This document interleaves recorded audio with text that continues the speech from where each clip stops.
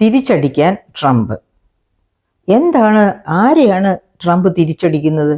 അതായത് നമുക്കറിയാം, world trade organisation 1995 മരാക്കേഷിൽ വെച്ച് നടന്ന വേൾഡ് ട്രേഡ് ഓർഗനൈസേഷൻ്റെ മീറ്റിങ്ങിലാണ് വേൾഡ് ട്രേഡ് ഓർഗനൈസേഷൻ ഫോം ചെയ്യപ്പെടുന്നത്. അപ്പോൾ അതിലെ ഒരുപാട് കണ്ടീഷൻസ്, എല്ലാ രാജ്യങ്ങളും അംഗീകരിക്കേണ്ട കണ്ടീഷൻസ് ഉണ്ട്. ആ കണ്ടീഷൻസ് അനുസരിച്ചാണ് പോകുന്നത് എങ്കിൽ ഒരു ട്രേഡ് വാർ ലോകത്തുണ്ടാവില്ല. ട്രേഡ് വാർ ഉണ്ടാകാതിരുന്നാൽ തന്നെ ഒരു മൂന്നാം ലോകമഹായുദ്ധവും ഉണ്ടാവില്ല. അങ്ങനെ കണക്കുകൾ കൂട്ടിയാണ് WTO ട്രീറ്റി മരാക്കേഷിൽ വെച്ച്, മൊറോക്കോയിലെ മരാക്കേഷിൽ വെച്ച് ഈ ട്രീറ്റിയിൽ അംഗരാജ്യങ്ങളെല്ലാം ഒപ്പിടുന്നത്.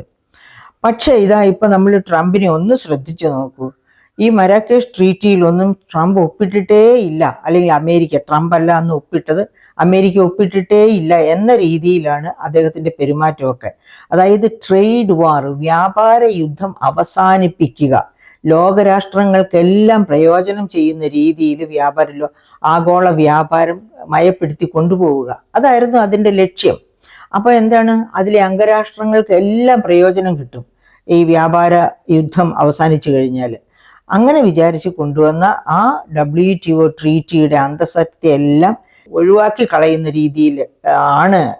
കളയുന്ന രീതിയിലാണ് ട്രംപിൻ്റെയൊക്കെ സംസാരവും പെരുമാറ്റവും ആക്ഷൻസും നിയമത്തിലുണ്ടാക്കുന്ന മാറ്റങ്ങളും. ഇപ്പോൾ ഉദാഹരണത്തിന് ട്രംപ് വന്നപ്പോൾ എന്താണ് പറഞ്ഞുകൊണ്ട് അദ്ദേഹത്തിൻ്റെ ചില മുദ്രാവാക്യങ്ങളുണ്ടായിരുന്നു. മേക്ക് അമേരിക്ക ഗ്രേറ്റ് അഗെയിൻ, രണ്ടാമത്തെ മുദ്രാവാക്യം അതുപോലെ മേക്ക് അമേരിക്ക റിച്ച് അഗെയിൻ. അത് വളരെ തമാശയാണ്, മേക്ക് അമേരിക്ക റിച്ച് അഗെയിൻ എന്ന്. അമേരിക്ക ആണ് ഈ ലോകത്തിലെ ഹയസ്റ്റ് GDP കൺട്രി എന്ന് ഒരു പക്ഷേ ട്രംപിന് അറിയാൻ വയ്യാഞ്ഞിട്ടല്ലായിരിക്കും. പക്ഷേ തൻ്റെ തൊട്ട് മുൻപിൽ പ്രസിഡന്റ് ആയിരുന്നവൻ എന്നെ പോലെ കേമനൊന്നും അല്ല.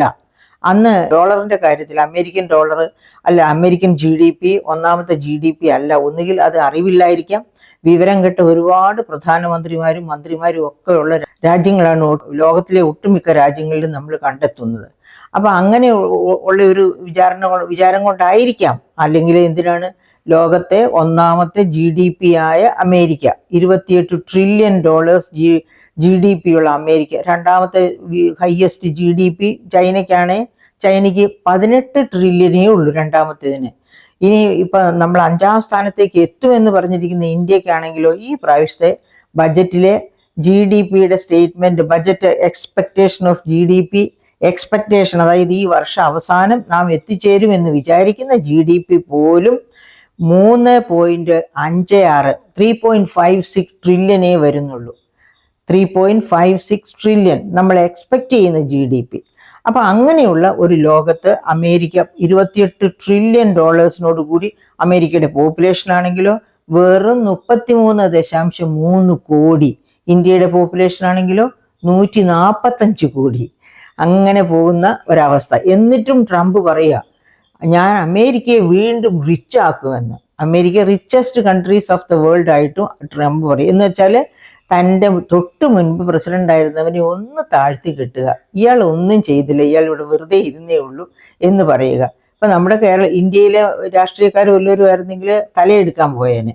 പക്ഷേ ബൈഡൻ ഇതൊന്നും പറയുന്നില്ല, ഇതൊക്കെ ജനങ്ങൾക്കറിയാം എന്നുള്ള മട്ടിൽ നിൽക്കുന്നു. അതായത് ഒതുങ്ങി നിൽക്കുന്നു, വലിയ ബഹളത്തിനോ ഒന്നും അവകാശവാദങ്ങൾക്കോ ഒന്നും പോകാതെ. എന്തായാലും അങ്ങനെ make America great again, make America rich again എന്നൊക്കെ പറഞ്ഞ് ഭരണത്തിൽ വന്ന ട്രംപ് എങ്ങനെയാ മേക്ക് അമേരിക്ക ഗ്രേറ്റ് അഗെയിൻ, അതിൻ്റെ ഒരു പ്രധാനപ്പെട്ട ഉപാധിയായിട്ട് അദ്ദേഹം കണ്ടിട്ടുള്ളത് ഡോളർ തന്നെയായിരിക്കണം ലോകത്തെ ഭരിക്കുന്ന കറൻസി.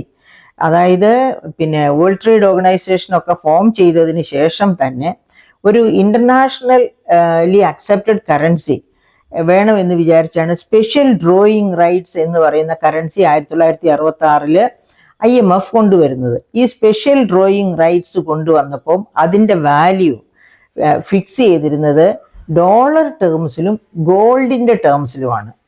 ഒരു വശത്ത് dollar 1 SDR is equal to so much gold, ounce of gold എന്ന്, മറ്റേ ഒരു മറുവശത്ത് $1 is equal to so many dollars എന്ന്. അങ്ങനെ ഡോളറിലും സ്വർണത്തിലും വില നിശ്ചയിക്കത്തക്ക രീതിയിൽ അന്നും ഡോളർ സ്ട്രോങ് ആയിരുന്നു. ഇന്നും ഡോളർ സ്ട്രോങ് ആണ്. പക്ഷേ ഈ ട്രംപ് ഇപ്പോൾ ഇലക്ഷനും ഭരണത്തിൽ വരവും ഒക്കെ ആകുന്നതിന് തൊട്ട് മുൻപ്, ഏകദേശം ഒരു 3 മാസം മുൻപൊക്കെ ആഗോള തലത്തിൽ തന്നെ ഒരു ചർച്ചയുണ്ടായിരുന്നു. നമ്മൾ എന്തിനാ എല്ലാവരും ഈ നമ്മുടെ GDPയും അതുപോലെ നമ്മുടെ എല്ലാ കയറ്റിറക്കുമതികളും എല്ലാം ഈ ഡോളറിൽ ചെയ്യുന്നത്? നമുക്ക് എന്തുകൊണ്ട് മറ്റു കറൻസിയിൽ, ഇപ്പോൾ ഏഷ്യൻ കറൻസീസിൽ തന്നെ ചെയ്യുക, അല്ലെങ്കിൽ പൗണ്ട് സ്റ്റേർലിംഗ് പല കറൻസീസിലാക്കുക? ഈ ഡോളറിൽ മാത്രം കൊടുക്കൽ വാങ്ങൽ വരുമ്പോഴാണ് ഡോളർ വലിയ വമ്പനായി നിൽക്കുന്നതും വിലയിൽ വലിയ കൂടിക്കുറച്ചിലുകൾ വരുന്നതും. അപ്പം നമുക്ക് എന്തുകൊണ്ട് ഈ ഒരു മാറ്റം വരുത്തിക്കൂടാ എന്ന് പല ലോക രാഷ്ട്ര സംഘടനകളും ഉണ്ടല്ലോ, അങ്ങനെയുള്ള സംഘടനകളൊക്കെ ചിന്തിക്കാൻ തുടങ്ങി. അത് ട്രംപിന് വലിയ അലോസരമുണ്ടാക്കി. അതാണ് അദ്ദേഹം അമേരിക്ക ഗ്രേറ്റ് അഗെയിൻ, എങ്ങനെയാണ് ഡോളറിനെ തന്നെ ഒന്നാമത്തെ കറൻസി ആക്കിക്കൊണ്ട് നിലനിർത്തുക. അപ്പൊ അദ്ദേഹം വന്നപ്പോൾ ആദ്യം തന്നെ എടുത്ത നിയന്ത്രണ രീതി എന്തായിരുന്നു? ഡോളർ ടേംസിൽ വേണം ആഗോള ഇറക്കുമതിയും കയറ്റുമതിയും. അതല്ലാത്ത പക്ഷം, അതിൽ നിന്ന് വ്യത്യസ്തമായി ഇപ്പം ജാപ്പനീസ് യെന്നില് ഇറക്കുമതിയും കയറ്റുമതിയും ചെയ്യാമെന്ന് വെച്ചാൽ ജപ്പാനുമായിട്ടും അങ്ങനെ കയറ്റുമതി ഇറക്കുമതിയും ചെയ്യുന്ന രാജ്യങ്ങളുമായിട്ടും ഇവർ കൊമ്പ് കോർക്കും. ആ തരത്തിൽ ഒരു വൈരാഗ്യ ബുദ്ധിയോടെ പിന്നെ അമേരിക്ക ഫസ്റ്റ്, അമേരിക്ക ഒന്നാമത് എന്ന രീതിയിൽ ട്രംപ് എല്ലാ കാര്യങ്ങളും പ്രത്യേകമായിട്ടും ഈ ഡോളറിനെ തന്നെ സ്ട്രെങ്തൻ ചെയ്ത് ലോകത്തെ ഒന്നാമത്തെ കറൻസി ആക്കിയിട്ട് മാറ്റുക. അതായത് ഞാൻ നേരത്തെ സൂചിപ്പിച്ചല്ലോ, സ്പെഷ്യൽ ഡ്രോയിങ് റൈറ്റ്സ് എന്ന ഒരു ഇന്റർനാഷണൽ കറൻസി കൊണ്ടുവരാൻ IMF ശ്രമിച്ചപ്പോൾ അതിൻ്റെ മൂല്യം തീരുമാനിച്ചത് സ്വർണത്തിന്റെ പേരിലും ഡോളറിന്റെ പേരിലുമായിരുന്നു. പിൽക്കാലത്ത് എന്ത് സംഭവിച്ചു? SDR ആർക്കും വേണ്ട, എല്ലാവർക്കും വേണ്ടത് ഡോളർ എന്ന രീതിയിൽ ഡോളർ കുതിച്ചു ചാടി. ആ കുതിച്ചു ചാട്ടത്തിൽ നിന്ന് ഡോളർ താഴേക്ക് പോകാൻ പാടില്ല. അതാണ് ട്രംപിന്റെ ആഗ്രഹം. അതുകൊണ്ടാണ് ട്രംപ് ഏത് നിലയിലും ഡോളർ തന്നെ മോസ്റ്റ് ഇമ്പോർട്ടൻറ്റ് കറൻസി, ഡോളർ ടേംസിൽ വേണം ഇന്റർനാഷണൽ ട്രേഡ് പിന്നെ മുന്നോട്ട് പോകാൻ എന്ന തീരുമാനവുമായിട്ട് മുമ്പോട്ട് പോവുകയായിരുന്നു.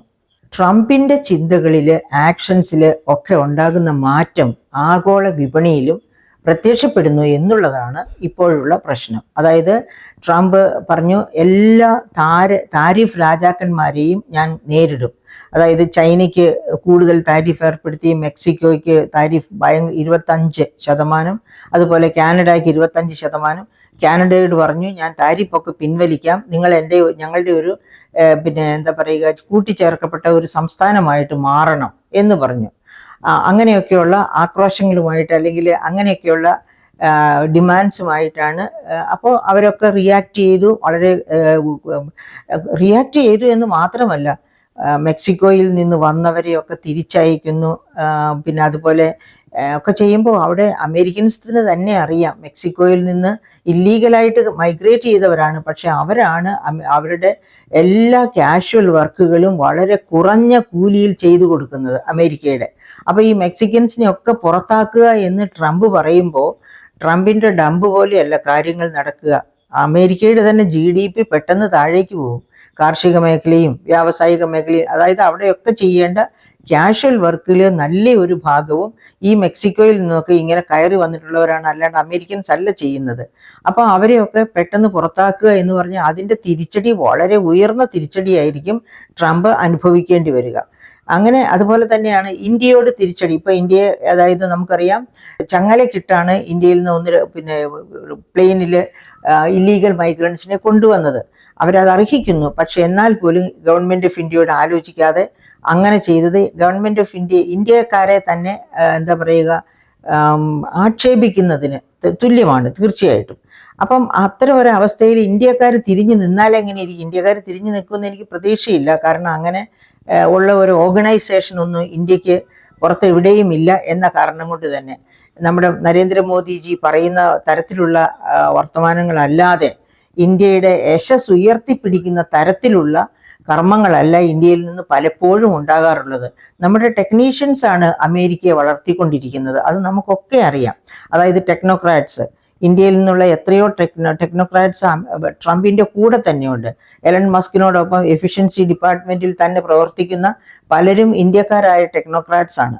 അങ്ങനെ ഇന്ത്യയിൽ നിന്ന് H1N1 മിസൈൽ ചെന്നിട്ടുള്ള മിടുക്കരെ GRE ഒക്കെ എഴുതി അവിടെ ചെന്നിട്ടുള്ള അവരെ ഒന്നും തിരിച്ചയക്കാതെ അവിടെ തന്നെ ജോലി കൊടുത്ത് അവരുടെ രാജ്യത്തെ സുരക്ഷിതമാക്കുകയാണ്. അല്ലാണ്ട് ഇന്ത്യക്കാരെയല്ല സുരക്ഷിതരാക്കുന്നത്. ഇവിടെ നിന്നുള്ള ടെക്നോളജി മറ്റേതൊരു രാജ്യത്തു നിന്നുമുള്ള സാങ്കേതിക മികവിനെ ഒപ്പിയെടുക്കുക, അതാണ് അമേരിക്ക ചെയ്തുകൊണ്ടിരിക്കുന്നത്. അങ്ങനെയാണ് അമേരിക്ക ഈ $28 ട്രില്യൺ ഉടമയായിട്ട് മാറുന്നത്. പക്ഷെ ഒരു കാര്യം നമ്മൾ ഓർക്കണം, അതിനു മുൻപും, അതായത് സെക്കൻഡ് വേൾഡ് വാർ കഴിഞ്ഞ് വാർ ഷാറ്റേഡ് ഇക്കോണമി ആയിരുന്നു അമേരിക്ക.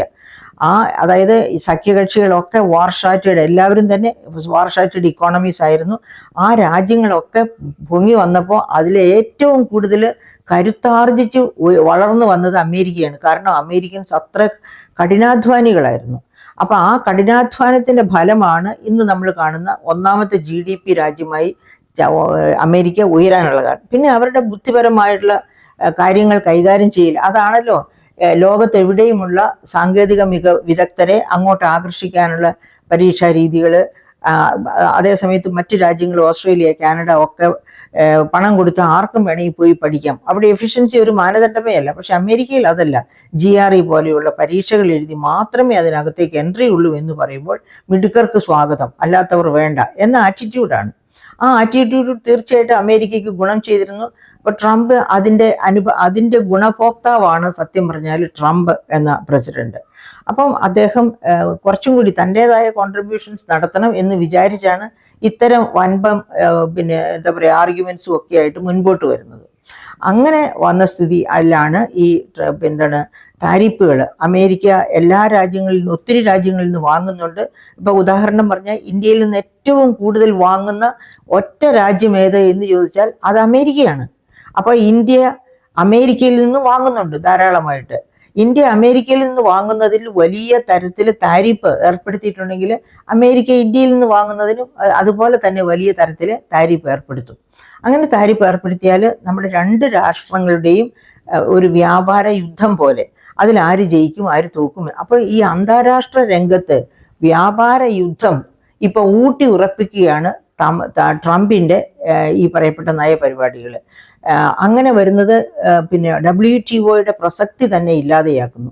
സത്യത്തിൽ ഇപ്പോൾ WTOയുടെ പ്രസക്തി തന്നെ, WTOയിലെ നേതാക്കന്മാർ ഉദ്യോഗസ്ഥർ, അവരുടെ ആ ഓർഗനൈസേഷൻ പറയുന്നതനുസരിച്ച് ലോകരാജ്യങ്ങൾ പെരുമാറുന്നില്ല എന്ന് വന്നാൽ പിന്നെ WTOയ്ക്ക് എന്ത് പ്രസക്തിയാണുള്ളത്? അങ്ങനെ ഒരു അവസ്ഥയിലേക്ക് തള്ളി മാറ്റിയിരിക്കുന്നു. അതുപോലെ സ്വർണ്ണ വിപണിയെയാണ് ട്രംപിന്റെ വരവ് ഏറ്റവും കൂടുതൽ സ്വാധീനിക്കുന്നത്. കാരണം എന്ത്? അമേരിക്കൻ ഡോളർ ശക്തി ക്ഷയിച്ചാൽ ഉടനെ ഈ നീക്കിയിരിപ്പുള്ളവർ, അതായത് സമ്പന്നർ, അതായത് വ്യാപാരികളാകട്ടെ, വ്യവസായികളാകട്ടെ, സമ്പന്നരായ വ്യക്തികളാകട്ടെ, അവരുടെ സമ്പത്ത് ഉടനെ സ്വർണത്തിലേക്ക് മാറ്റും. അതേ സമയത്ത് ഡോളർ നല്ല സ്ട്രോങ് ആയിട്ട് നിൽക്കുകയാണെങ്കിൽ അവരത് സ്വർണത്തിലേക്ക് അല്ല മാറ്റുക, സ്വർണത്തിൽ നിന്ന് ഡോളറിലേക്ക് മാറ്റും. എന്തുകൊണ്ടാണ് അങ്ങനെ? ഡോളർ സ്ട്രോങ് ആയാൽ ഡോളറിലേക്ക് മാറ്റും, ഡോളർ സ്ട്രോങ് അല്ലാതെ ആയാൽ ഉടനെ സ്വർണത്തിലേക്ക് മാറ്റും എന്ന് പറയുന്നത്. കാരണം നമ്മുടെ സമ്പാദ്യം അതിന് രണ്ട് ഗുണങ്ങൾ ഉണ്ടാകണം. ഒന്ന്, അത് എപ്പോൾ വേണമെങ്കിലും നമ്മുടെ ആവശ്യത്തിന് ഉപയോഗിക്കാൻ പറ്റുന്ന, അതായത് ഒരു മീഡിയം ഓഫ് എക്സ്ചേഞ്ച് ആയിരിക്കണം. നമ്മുടെ ആവശ്യത്തിന് ഉപയോഗിക്കാൻ പറ്റുന്ന ഒരു മീഡിയം ആയിരിക്കണം നമ്മുടെ സ്വത്ത്. അപ്പൊ അത് അമേരിക്കൻ ഡോളറിലാണ് നിക്ഷേപിച്ചിരിക്കുന്നത്.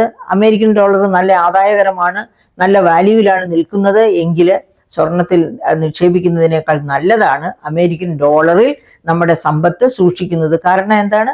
ഡോളർ മണിയാണ്, ലോകത്ത് ഏറ്റവും അധികം അംഗീകാരമുള്ള മണിയാണ്. ഏത് രാഷ്ട്രത്തിൽ നിന്ന് എന്ത് വാങ്ങുന്നതിനും എന്ത് വിൽക്കുന്നതിനും ഈ അമേരിക്കൻ ഡോളറിന്റെ മീഡിയത്തിൽ സാധ്യമാണ്. അതുകൊണ്ട് അമേരിക്കൻ ഡോളറാണ് ഏറ്റവും അംഗീകരിക്കപ്പെടുന്ന ആഗോള ലിക്വിഡ് കറൻസി അല്ലെങ്കിൽ അസറ്റ്. അതുകൊണ്ട് തന്നെ ആരും അമേരിക്കൻ ഡോളർ സ്ട്രോങ് ആണെങ്കിൽ അതിൽ തന്നെ ഇടും. പക്ഷേ ഈ ട്രംപ് വന്നതിന് ശേഷം അമേരിക്കൻ ഡോളർ ഇങ്ങനെ അങ്ങോട്ടും ഇങ്ങോട്ടും ചാഞ്ചാടിക്കൊണ്ടിരിക്കും. ഇപ്പൊ തന്നെ നമുക്കറിയാം ട്രംപിന്റെ ഈ താരിഫ് ചർച്ച വന്നപ്പോഴേക്കും തന്നെ സ്വർണത്തിന്റെ വില ഒരു കുതിപ്പായിരുന്നു. ട്രംപ് ഭരണത്തിൽ വന്നു കഴിഞ്ഞപ്പോൾ ആഗോള വിപണിയൊക്കെ ഒന്ന് സ്റ്റെബിലൈസ്ഡ് ആകും എന്ന് വിചാരിച്ച് സ്വർണത്തിന്റെ വില കുറച്ച് താണതായിരുന്നു. പക്ഷെ പെട്ടെന്ന് ട്രംപിന്റെ ഈ നയമാറ്റം കണ്ടുകൊണ്ട് സ്വർണം പെട്ടെന്ന് കുതിച്ചു ചാടി. എത്രയാണ് ഒരു ഔൺസ് സ്വർണത്തിന്? 2942 ഒരു ഔൺസ് സ്വർണത്തിന് $2942 ഉയർന്നു ഒരു ഔൺസ് സ്വർണം. അപ്പോൾ ഇന്ത്യയിലാണെങ്കിൽ, പ്രത്യേകിച്ച് കേരളത്തിലെ സ്വർണത്തിന്റെ വില അപ്പോൾ 69, ഒരു പവന് 69,000 രൂപയിലേക്കാണ് ഇന്ത്യയിൽ സ്വർണം ഉയർന്നത്. പക്ഷേ ട്രംപ് കുറച്ച് നീക്കുപോക്കുകൾക്ക് തയ്യാറായി വരുന്നു, കുറച്ച് സ്ഥിരതയിലേക്ക് വരുന്നു. എന്താണ് നീക്കുപോക്കുകൾ? മെക്സിക്കോയോട് പറഞ്ഞു, കുറച്ച് നാൾ, ഒരു 6 മാസം അല്ലെങ്കിൽ കുറച്ച് നാൾ കഴിഞ്ഞിട്ടേ ഞാൻ പറഞ്ഞ താരിഫ് പോളിസി ഇത് ചെയ്യുന്നുള്ളൂ. കാരണം അതിന് അമേരിക്കയിൽ തന്നെ ധാരാളം എതിർപ്പുകൾ ഉണ്ടായി. പിന്നെ മെക്സിക്കോയെ പിണക്കി അയച്ചു കഴിഞ്ഞാൽ പിന്നെ അമേരിക്കയ്ക്ക്, ഞാൻ നേരത്തെ സൂചിപ്പിച്ചതുപോലെ, അവരുടെ ചെയ്യേണ്ട ധാരാളം തൊഴിലുകളുണ്ട്. അതൊക്കെ മെക്സിക്കൻസ് ആണ്, ഇല്ലീഗൽ മൈഗ്രൻസ് ആണെങ്കിലും വന്ന് ചെറിയ കൂലിയോടുകൂടിയും എല്ലാ അസൗകര്യങ്ങളും ടോളറേറ്റ് ചെയ്തുകൊണ്ട് പോകുന്നത്. അത് നഷ്ടപ്പെട്ടു പോകരുത് എന്ന് ഉപദേശം കൊടുത്തു കാണും ഈ എലൺ മസ്ക് തന്നെ. അദ്ദേഹം എഫിഷ്യൻസി ഡിപ്പാർട്ട്മെന്റിന്റെ കാരണവരാണല്ലോ. അതുകൊണ്ട് അപ്പോൾ ഒരു വീണ്ടും വിചാരം ഉണ്ടായി. അതുപോലെ തന്നെ കാനഡ അതുപോലെ തന്നെ പിന്നെ താരിഫ് ചാർത്തി അമേരിക്കയെ വെല്ലുവിളിച്ചു. പിന്നെ ചൈനയാണെങ്കിലും അത്രയൊന്നും ചൈനയെ പിണക്കാൻ ഒക്കില്ല. കാരണം അവർ തമ്മിലുള്ള ട്രേഡ് പാർട്ട്ണർഷിപ്പ് അങ്ങനെയുള്ളതാണ്. അതുകൊണ്ട് അപ്പം അങ്ങനെയൊക്കെ വന്നു തുടങ്ങിയെന്ന് അങ്ങനെയൊക്കെ അയാളുടെ പിടിവാശിയിൽ നിന്നൊക്കെ അയാൾ പതുക്കെ അയയുന്നു എന്ന് വന്നപ്പോഴാണ് ഈ $2,942 പെർ ഔൺസ് ഓഫ് ഗോൾഡ് എന്നുള്ളത് താഴേക്ക് വന്നു. നമ്മുടെ ഇവിടുത്തെ സ്വർണത്തിന്റെ വില 69,000 രൂപ ഒരു പവന് എന്നതിൽ നിന്ന് 63,840 താണു. അപ്പോൾ ഇങ്ങനെയുള്ള കയറ്റിറക്കങ്ങളൊക്കെ കുറച്ച് നാളത്തേക്കും കൂടി നമുക്ക് പ്രതീക്ഷിക്കാം. അതായത് ട്രംപിന്റെ നയപരിപാടികൾ ആരെയും ഭയപ്പെടുത്തുകയോ ആരെയും പിന്നെ എന്താ പറയുക കൂടുതലായിട്ട് ചേർത്ത് നിർത്തുകയോ ചെയ്യാത്ത രീതിയിൽ ഒരു നോർമൽസി, അതായത് ഒരു സാധാരണ രീതിയിലേക്ക് വരുന്നത് വരെ കുറച്ച് ചാഞ്ചാട്ടം സ്വർണത്തിന്റെ വിലയിലും ഡോളറിന്റെ മൂല്യത്തിലും ഇന്ത്യൻ റുപ്പിയുടെ മൂല്യത്തിലും ഒക്കെ ഉണ്ടാകും. പക്ഷെ അത് കഴിഞ്ഞാൽ ഡോളർ സെറ്റിൽ ചെയ്യുമ്പോൾ മാന്യമായ രീതിയിൽ ഡോളർ സെറ്റിൽ ചെയ്ത് കഴിഞ്ഞാൽ സ്വർണത്തിന്റെ ഇമ്പോർട്ടൻസ് കുറയും. അപ്പോൾ സ്വർണത്തിന്റെ വില വീണ്ടും കുറയും. അത് കാരണം എൻ്റെ പ്രിയപ്പെട്ട സുഹൃത്തുക്കളെ, നിങ്ങൾ സ്വർണത്തിൽ ഇൻവെസ്റ്റ് ചെയ്യണോ ഡോളറിൽ ഇൻവെസ്റ്റ് ചെയ്യണോ എന്ന് ആകുലപ്പെട്ടിരിക്കുകയാണെങ്കിൽ ഫോർ ദ ടൈം ബീങ് കുറച്ച് നാളത്തേക്ക് ഒന്ന് ക്ഷമയോടെ ഇരിക്കുക. തീർച്ചയായിട്ടും ഡോളറിൽ ഇൻവെസ്റ്റ് ചെയ്യുന്നത് തന്നെയായിരിക്കും ഈ ട്രംപ് അമേരിക്കൻ പ്രസിഡന്റ് ആയിട്ടിരിക്കുന്നിടത്തോളം കാലം നല്ലത്. ഞാൻ ഉദ്ദേശിക്കുന്നത് ബൈഡനേക്കാൾ മികവുറ്റവൻ എന്നൊന്നുമല്ല. ബൈഡൻ കുറച്ചും കൂടി എന്താ പറയുക, കുറച്ചും കൂടി ആഗോള മനുഷ്യത്വമുള്ളവെന്ന് ഒറ്റ പറയാം നമുക്ക്. പക്ഷെ ട്രംപിന് അങ്ങനെയല്ല. America first, America great, American dollar first എന്നൊക്കെയുള്ള ഒരു ഡംബുകാരനാണ്. അപ്പോൾ ആ ഡംബുകാരനെ സാറ്റിസ്ഫൈ ചെയ്യാനായിട്ട് ബൈഡനെ സാറ്റിസ്ഫൈ ചെയ്യുന്നത് പോലെ പറ്റില്ല. അങ്ങനെയുള്ള ഒരു സാഹചര്യത്തിലാണ് നാം ഇരിക്കുന്നത്. അതുകൊണ്ട് തന്നെ കുറച്ച് വെയിറ്റ് ചെയ്യുക. ഓടിപ്പടഞ്ഞ് സ്വർണത്തിൽ ഇൻവെസ്റ്റ് ചെയ്യേണ്ട. ഓടിപ്പടഞ്ഞ് സ്വർണത്തിൽ ഇൻവെസ്റ്റ് ചെയ്താൽ സ്വർണത്തിൻ്റെ വില ഉറപ്പാണ് 69,000 നിന്ന് താഴേക്ക് വരും. അത് താഴേക്ക് എത്ര വരും എന്ന് എനിക്ക് പറയാൻ പറ്റില്ല, പക്ഷേ താഴേക്ക് വരും. അങ്ങനെ ആണ് ട്രംപിൻ്റെ നയങ്ങൾ ഇപ്പോൾ കാണിക്കുന്നത്. കാരണം ഓയിൽ ഉൽപാദനത്തിൽ അവർ സെൽഫ് സഫിഷ്യൻ്റ് ആകാൻ പോകുന്നു. അങ്ങനെ പല മേഖലകളിലും അവർ തങ്ങളുടെ ആധിപത്യം ഉറപ്പിക്കാനുള്ള ശ്രമം നടത്തും. ഡോളറിൻ്റെ കരുത്ത് അപ്പോഴൊക്കെ ശക്തിപ്പെടുകയുള്ളൂ, താഴേക്ക് പോവുകയില്ല. അതുകൊണ്ട് തന്നെ സ്വർണം വേണോ ഡോളർ വേണോ എന്ന ചിന്തയിലൂടെ കുറച്ച് നാളത്തേക്കും കൂടി ഒന്ന് വെയിറ്റ് ചെയ്യുക. അപ്പോഴേക്കും നമുക്കൊരു യഥാർത്ഥ സ്ഥിതി കിട്ടും. അത് കിട്ടിയതിന് ശേഷം കൊണ്ടുവന്ന് ഇൻവെസ്റ്റ് ചെയ്യുന്നത്. കാരണം വലിയ വില കൊടുത്ത് സ്വർണം വാങ്ങിക്കഴിഞ്ഞാൽ 2 മാസം കഴിഞ്ഞ് വിൽക്കാൻ ചെല്ലുമ്പോൾ 69,000 രൂപ പെർ പവൻ കൊടുത്ത് വാങ്ങിച്ചിട്ട് 2 മാസം കഴിഞ്ഞ് വിൽക്കാൻ ചെല്ലുമ്പോൾ 60,000 ഉള്ളൂ എന്ന് പറഞ്ഞാൽ എത്ര വലിയ നഷ്ടമായിരിക്കും നമുക്ക് വരിക. അതല്ല 50,000 പോയാലോ, അതുമല്ല 40,000 പോയാലോ. ഇതൊന്നും നമുക്ക് നോ എന്ന് പറയാൻ പറ്റുന്നതല്ല. അപ്പോൾ ഈ സാധ്യതകളൊക്കെ കിടക്കുന്നത് കൊണ്ട് സ്വർണത്തേക്കാൾ നമുക്ക് വിശ്വസിക്കാം ഇപ്പോൾ ഡോളറിനെ. കാരണം ഡോളറിനെ കരുത്ത് ചോരാതെ സൂക്ഷിക്കുക എന്നുള്ളതാണ് അദ്ദേഹത്തിൻ്റെ എന്താ പറയുക പ്രതിജ്ഞകളിൽ ഒന്ന് എന്നാണ് എനിക്ക് തോന്നുന്നത്. അതുകൊണ്ടാണ് ഞാൻ അങ്ങനെ ഒരു സജഷൻ നിങ്ങളുടെ മുൻപിൽ വയ്ക്കുന്നത്. ഇനി നിങ്ങൾക്ക് ഇഷ്ടം പോലെ ചെയ്യാം. നിങ്ങളുടെ പണം സ്വർണമാകാം, എന്തുമാകാം. Okay, thank U.